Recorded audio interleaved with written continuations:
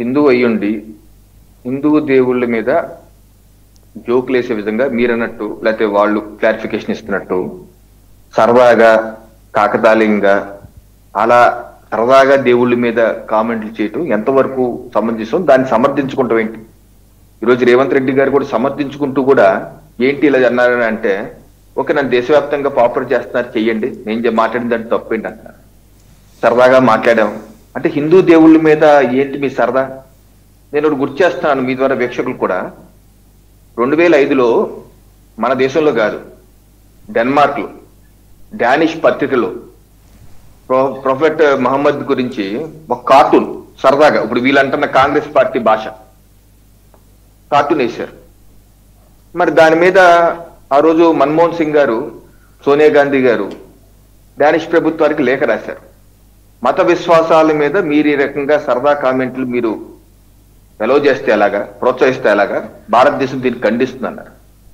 అలాగే జమా మసీద్ హెడ్ అయినటువంటి సయ్యద్ బుఖారికి కూడా లేఖ రాశారు మన్మోహన్ సింగ్ గారు. మేము ఆల్రెడీ డానిష్ ప్రభుత్వానికి లేఖ రాశాము, ఇటువంటి మేము యాక్సెప్ట్ చేయమని చెప్పి లేఖ రాశారు. మరి అక్కడొక న్యాయం, ఇక్కడో న్యాయమా?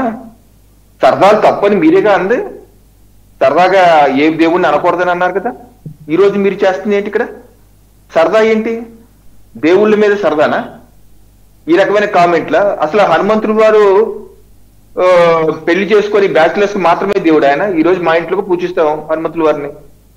నేనేం బ్యాచిలర్ నేను కాదే, నాకు ఇద్దరు పిల్లలు ఉన్నారే. తాగే వాళ్ళకి ఒక దేవుడు, లేకపోతే నాన్ వెజ్ తినే వాళ్ళకి, పప్పు తినే వాళ్ళకి ఒక దేవుడా?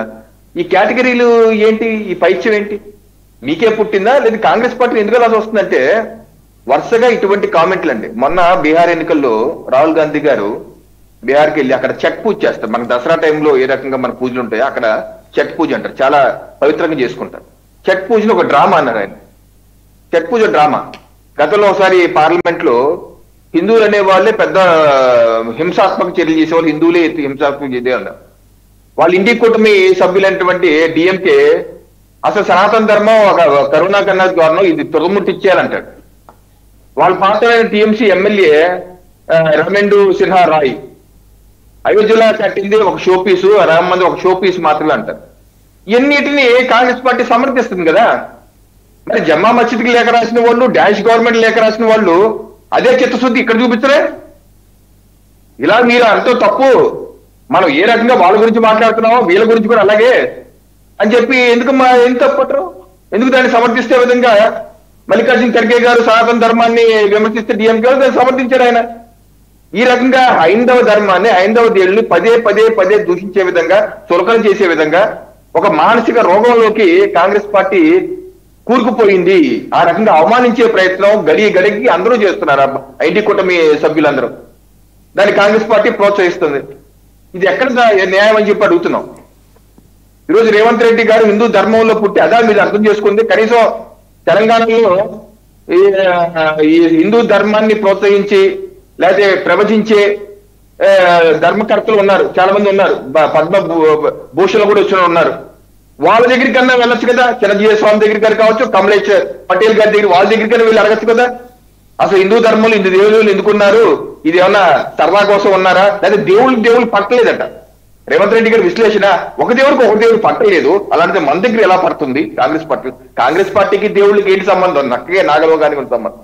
మీకు తెలియకపోతే వెళ్ళండి చిరంజీవి స్వామి దగ్గరికి అడగండి. నేను మాట్లాడింది కరెక్టా, నా అవగాహన ఇలా ఉంది.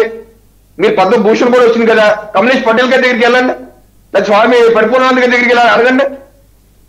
మన ఖాళీ సబ్జెక్ట్ గురించి మీరు అక్కడ టీపీసీసీలో మీ పార్టీలో లోకల్ని దేవుళ్ళకి మీరు లింకప్ చేస్తారా? మీ పార్టీలో లోకల్కులు ఎంత సహజమో దేవుళ్ళు కూడా లోకల్కులు ఎంత సహజం. మనం కూడా దేవుళ్ళు అంటున్నామే, మనం కూడా దేవుళ్ళు సర్వజనీయులు మీరు మాట్లాడే తీరు. ఒకసారి రవికిరణ్ గారు, అటు ముఖ్యమంత్రి గారు, కిషన్ రెడ్డి గారు, కేంద్ర మంత్రి కిషన్ రెడ్డి గారు ఏం మాట్లాడారు చూద్దాం ఒకసారి. హిందువులలో ఎన్ని దేవతలు ఉండ్రు? ఎంతమంది దేవుళ్ళు? 3 కోట్లు ఉండ్రా? ఎందుకున్నాయి?